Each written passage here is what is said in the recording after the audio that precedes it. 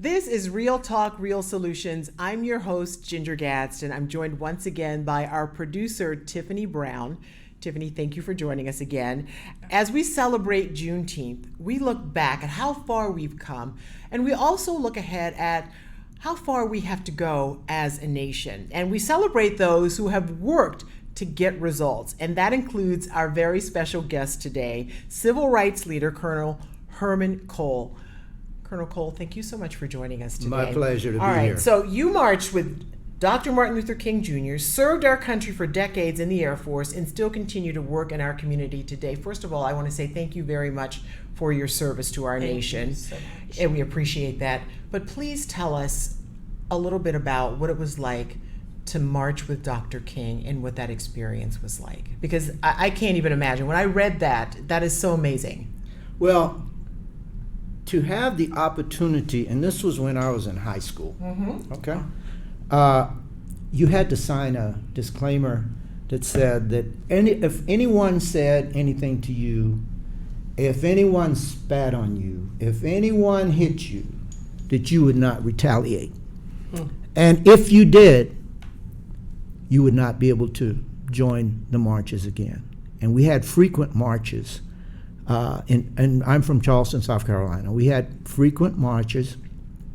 And just an aside story is my father told me that I couldn't march. And the rationale behind me not marching was my father was a plumber. He had a lot of white clients. His name and my name are the same. Every time they would arrest somebody, the names would appear in our local paper. Consequently, he was concerned that it would affect his business. However, being a young, rebellious teenager, I marched anyway. But it was really something else to have that opportunity to be out there, and this continued on with me to college. And as you can imagine, the 60s in Alabama was a little bit different. Now, being at Tuskegee, which was a majority black community, made a difference. But if you went anywhere else, it became different. It became very different, the name calling and those kinds of things. So it was a difficult time. And I want to revert back to my childhood. In Charleston, South Carolina. As a child in Charleston, I saw the Ku Klux Klan come out and burn crosses in front of my neighbors' homes. This was scary. Absolutely. I would see this, and in my mind, I was like, man, you lived in a black community, you never had any real contact with white people, so consequently, you were almost like in a ball, and you couldn't get out of that ball. Well, my 26-year military career and why I went in the military, when I was in third grade, Mom was a elementary school teacher, and basically they would plan trips to Charleston Air Force Base. So I tagged along one Saturday, and we went out to Charleston Air Force Base, and I saw blacks and whites getting along, which was something in 1953 and 1954 was not something you saw in a local You're community. In the Deep South. You're right. in the Deep South. Brought up in the segregated South, went to segregated high schools, segregated college. So basically, I go there and I see military pilots that are black, and I see military officers. So in my mind as a child, I'm like, that's exactly what I want to do. I want to go in the Air Force because I like the lifestyle. And as soon as you leave the base, It's a different story. it's a totally different story. Okay, so this is the thing that just jumps out right at me as you say that, and why representation matters so much. Because you had never seen that modeled before, yet you saw it that day on the base, and then you did it. Absolutely. And it's amazing to me sometimes when I think back on it that I actually did it. Yeah. Because when I was in the process of going to college, there were two things that college had to have. One is Air Force ROTC, Okay. and the other was that I could major in architecture. And luckily, I ended up getting a scholarship to Tuskegee, which had both. But at the time, the Citadel and my high school shared a fence. Oh, wow. I could not go to the Citadel. I could not go to the University of South Carolina, Clemson, any of those schools within the state. So I was limited on where I could go to school. But I jumped at the idea that I could go, and but my parents always instilled in me, it's not if you're going to college, it's you are going to college. Because my parents didn't graduate from college. Mm-hmm. My father was a plumber. But they instilled in me that I needed to go to college, and that in my work life, I had to be better than the white person to make it. If my resume and their resume were the same, they would get it. So I had to be better. Sure. So That was instilled in me from the time I was a small child. Absolutely. It's similar in my household. And you're telling me the experience that you had as a child that was completely different. You're looking at going to college at a time where it's not even integrated yet in your high school. You're graduating out of a situation like that. But you're telling me even before that, you're marching with MLK. Did you realize at that time that you were going to be a part of the change that we see today? What was that like in your head at the time? Hell no, I didn't realize that. I did not realize that at all. I was caught up in the moment. I could say I was doing something great. But as a teenager, that's not the thoughts that are on your mind. So I did it because all my friends were doing it. Yeah. We would meet in a church, and then we would march downtown. And the slur words that we would get, I mean, it was pretty bad. But you realize that you could get that thick skin because you've done it a number of times. Yeah, but still, there had to be something in you, not just wanting to follow the crowd, because to have a teen say, people are going to spit on you, people are going to hit you, people are going to say awful things to you that you cannot unhear, and yet you did it anyway. So what is it in you, Colonel Cole, that makes you that person? I don't know. I think it was the way my parents treated me, the things they did, the things they said to me, the exposures that they tried to make sure that I had, although we were not wealthy in no shape or form, But I've always felt, even in elementary school, I was the president of my elementary school class. I was the president of my senior class. I've always felt that I have a lot to offer. Mm-hmm. And I've always felt like I could give myself for those things, and I just felt like I could do it, I needed to do it, and it was my contribution to society. And I don't know if I went through that complete thought process as a teenager, but I used to feel good when I did it. And it's like volunteering. I do a lot of volunteer work. And people say, why do you do volunteer work? So you're so good. You're such a humanitarian. I'm like, do you realize I do volunteer work because it makes me feel good? Yeah, absolutely. The outcome is good. Sure. But it makes me feel good to be able to do it. Everyone gets something from it. Everyone gets something from it. Sometimes I think I might get more than But the that's other great. one. That's, you're supposed to do it. You're Right. supposed to do it. Do you feel like all these years later, you starting as a child, trying to make a difference in this world, and as we look at Juneteenth, and now it's a holiday, a day of reflection, do you think we've done enough? No, I don't, and that's back to in 2019, August of 2019, I got completely fed up and recognizing the fact that, I was a 74-year-old man then. And I was like, I participated in the civil rights movement in the 60s and 70s. I did all I could in the Air Force for equality and those kinds of things. And now all of a sudden, I see us reverting back to the 50s and 60s. So I said, I can't let this happen. So I formed this humanity task force. My mindset on it was to put 9 white people, 9 black people, and we try to get in the community, not in your face, but try to give you an understanding. Let the white people understand where we're coming from as black folk, and let the black folk understand where the white people are coming from. To that end, I had the mayor, police chief, and I had, prominent, I even had 2 high school students on it. What do these meetings look like when you are all getting together? The meetings, sometimes we have some real hard discussions and when you have to imagine that if we have the police chief in there, and he's a friend of mine, he's a good guy, but he's looking from a different viewpoint than we are.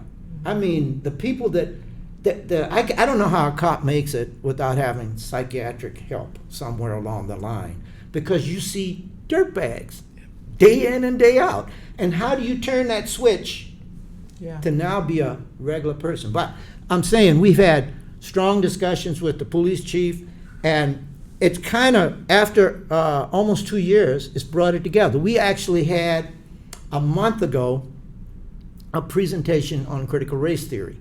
We sponsored that. My Humanitarian Task Force sponsored it along with the Harry T. and Harriet Moore Center. Yes. Right. And we had probably 100 people attend that. That's which wonderful. was the presenter was from Flagler College. He was excellent. And I thought it was good to have a white person come in and talk about CRT. Yeah. And he did a fantastic job. So I saw change back then, and the military is kind of a microcosm of what the world is. But the military tends, because you live together, you live next door to people, you work with them, you play with them, you get a better understanding.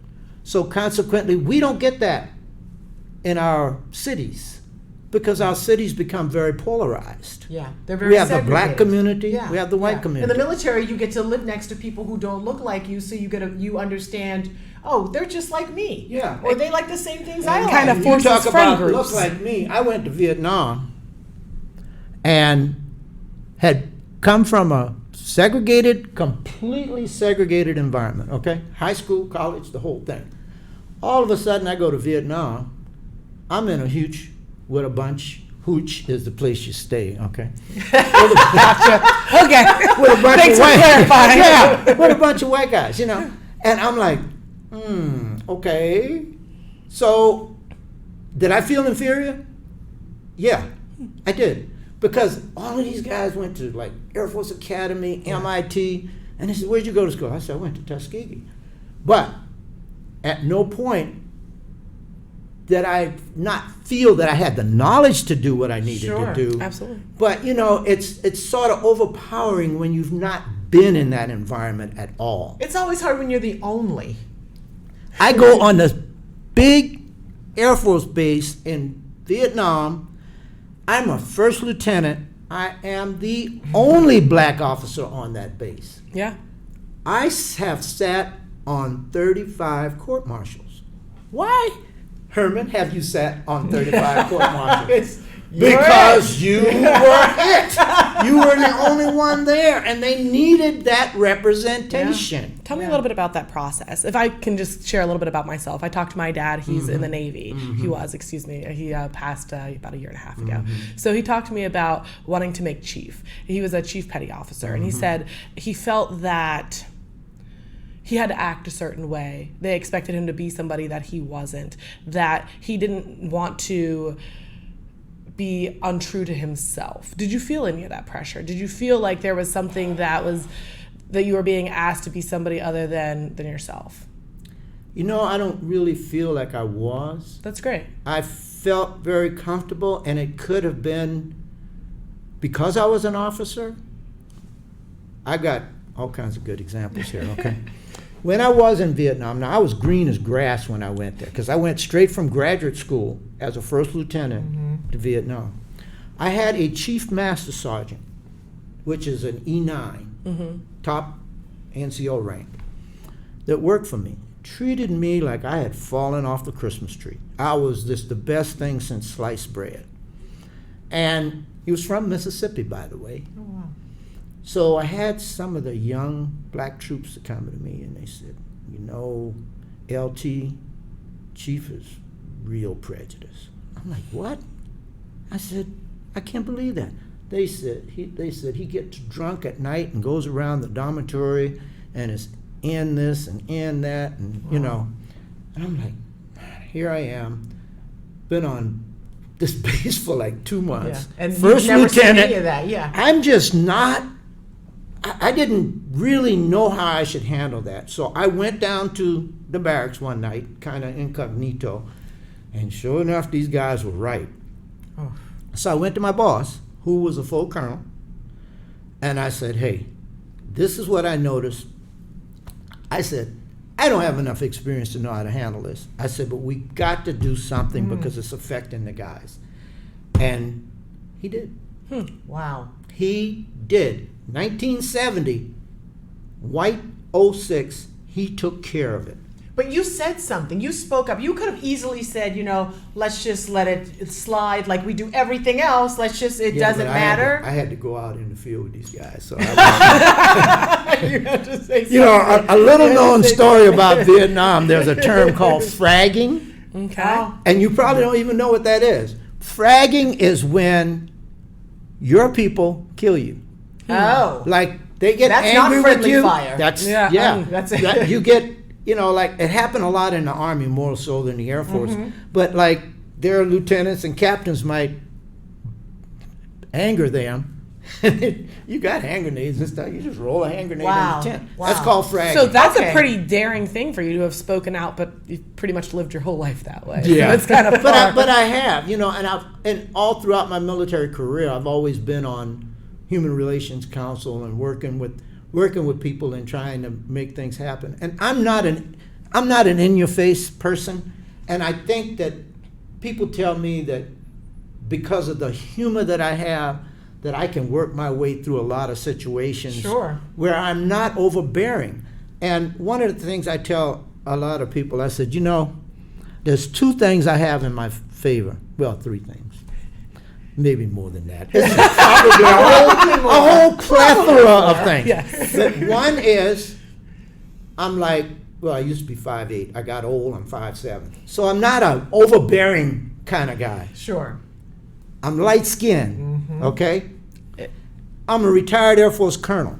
When I walk in the room, if they know that, but I'm not going to get in your face, and Yeah. so I'm accepted, so consequently, I can get a lot more done. So it sounds Wow. like you've got a lot more to do. I You're do. talking to me that this isn't about a time that you're ready to hang it up and kind of rest. You're All the looking more reason I'm running for city council in Titusville. How is that going? Well, it's just starting, and it's going good so far. I have 2 opponents, and I'm just trying to do what I need to do. What I is feel it- like I have a whole lot more to give. Sure, but what is it that you think you can offer for people who may not have even heard of you or know that you're running? What is it that you think you have to offer? Well, what I have to offer is in Titusville and on the East Coast, there are a lot of problems with the Indian River Lagoon having environmental problems, and there's such thing as seagrasses, and that the manatees feed off, and if you can't get the water fresh, the algae will grow on top of it and keep the sunlight out. Yeah. No oxygenation, manatees die. So that's a secondary thing that I'm looking for grants, because the city can't do it by himself. So I'm looking for grants, federal grants that will come in and help us clean up the water. It's not just Brevard County, it's Indian River County, it's all the It's all counties. connected. It's It's all all connected. connected, When you start talking about the environment, that's so important, and people, it's like it affects us all. So that's one of the things that you're saying that you are really concerned about. No one can be really mad at that. and my part of my slogan is smart growth, and I like it smart. I liken smart growth to being something where you got to think about the economic situation where Titusville right now is growing by leaps and bounds because of SpaceX and Blue Origin and stuff. So you got to think about the economic aspect of it, but the 2 can meld together. there is no reason why, because, we're worried about what's going to happen 50 years from now. If the groundwater gets infected, Katie Sure. barred the door, Yeah, There's no yeah. telling what may go on. So I'm looking at it from that perspective, and, with my leadership and management, and I'm not bragging, I'm a retired Air Force colonel. I was chairman of the Parish Medical Center board for 8 years. I've been on the board for 20. I'm the past president of YMCA board. I'm just a board person. All these my son told me, he said, you on all these boards, how much do you get paid? No. Not very much. Yeah, exactly. Zero. Exactly. But that must mean you just have a passion for it. And what I appreciate is that you share your message with people. And just circling back to Juneteenth, because we have a lot of young people who will not appreciate the shoulders they stand on, right? They just assume they were born and plop. This is how it's always been. Mm-hmm. People didn't march, people didn't get spit on, people didn't get kicked, killed, or other things, right? So when you, if you have a message for the younger generation and what they need to do, because you can only do so much, and you've done a lot. What do you say? Well, we talk about Juneteenth. I was in my late 30s, almost 40 years old, when I first heard about Juneteenth. Wow. I was stationed at Los Angeles Air Force Station, and they were having a Juneteenth celebration. I'm like, the hell is Juneteenth? I didn't know what it was. Yeah. Had never heard of it. So that was back in the 80s. But what I try to do in some of the mentoring things that I do, like going to the high school or going to the middle school and talking to the kids, I try to inspire them. But I keep telling people, I said, the kids look at me, I look like their granddaddy. They don't want to listen to me. So what I've tried to do is develop younger people to do these things. So I'm standing back here, and I've got a good friend who's an engineer at Boeing in Titusville, who graduated from Tuskegee, and he's like 29 years old. As a matter of fact, I married he and his wife. I'm a ordained minister. Oh, by the great. way. Okay. Got my hand on a lot of things. A lot of tentacles. But I'm grooming him because he's 29 and he can go out and they will listen to him more than they're going to listen to this old fart here. Even though I have things that I can tell them Sure. and try to inspire them, I've got to be around them more than just an hour to do that. I've been working with the Boys and Girls Club in Titusville. Mm-hmm. I've given them presentations on the Tuskegee Airmen and stuff like that to try to inspire them, to let them know that there's a lot more out there. Yeah. There's a lot more out there, but we've got to be willing to want to do it. And I think that if we could get our young folk into volunteerism a little bit more, I think they would get a better feel for it. Like, what am I going to get out of it? Well, it's not what you're going to get out of it. It's what Sure. you're going to do for your community. Yeah, but consequentially, they get something out of it. Like you're saying, you probably get more from volunteering than you actually are contributing, They but come it's a away with win-win. Education and Yes. exposure Yeah. and things that will, just like you did when you were a kid, going and seeing the Air Force Base, they're able to have this education, That's this right. exposure, and then be changed and help change I the was next going through generation. I'm anal, okay, so I got photo albums from the time I was a baby to now, and I save everything. I got them all categorized so my kids can throw them away when I die, because they will throw them away. I'm like, yeah, they're gonna throw them away. And I came across an article that was in the paper when I was a junior in high school, and I was raising money for the March of Dimes, and we would stand on the street corner and beg for money. And my high school, Burke High School in Charleston, South Carolina, which was a black high school, we raised more money for the March of Dimes. And I look back, I'd almost forgotten I'd done that. But I'm saying getting involved in volunteerism early, I think, is what kids need to do. I think it will inspire them because you realize what you're doing in the community and how you're helping people in the community. And that's the whole thing. It makes you feel good. It gives you a better outlook on life. Yeah. Makes you smile. Well, you make us certainly smile. made us You make smile. us smile. Yes, That's for exactly. sure. I so appreciate you because you're willing to be a guiding hand behind the younger generation, because most people want the spotlight on themselves, but you understand that handing that baton, you have to pass the baton, right? And so that's what you're doing by being the guiding force to the 29-year-old, to the young, to the Boys and Girls Club, because that is the next generation, and they are going to have to carry that torch. We appreciate you. Yeah. Thank really you do. so much. I'm glad somebody appreciates you. Somebody needs to go out to the car and tell my your wife wife, that. She knows. She knows. 55 years of Oh marriage, my I'm sure God. she knows. Colonel Yeah, Cole, she knows thank more you. than she Yeah. needs to Oh know. my gosh. We wish you many more happy years together, and thank you so much for sharing your time. Okay, thank And thank you. you for joining us for this episode of Real Talk, Real Solutions. I'm your host, Ginger Gadsden. We'll see you next time. Okay, guys. So what I wanted to say to you the entire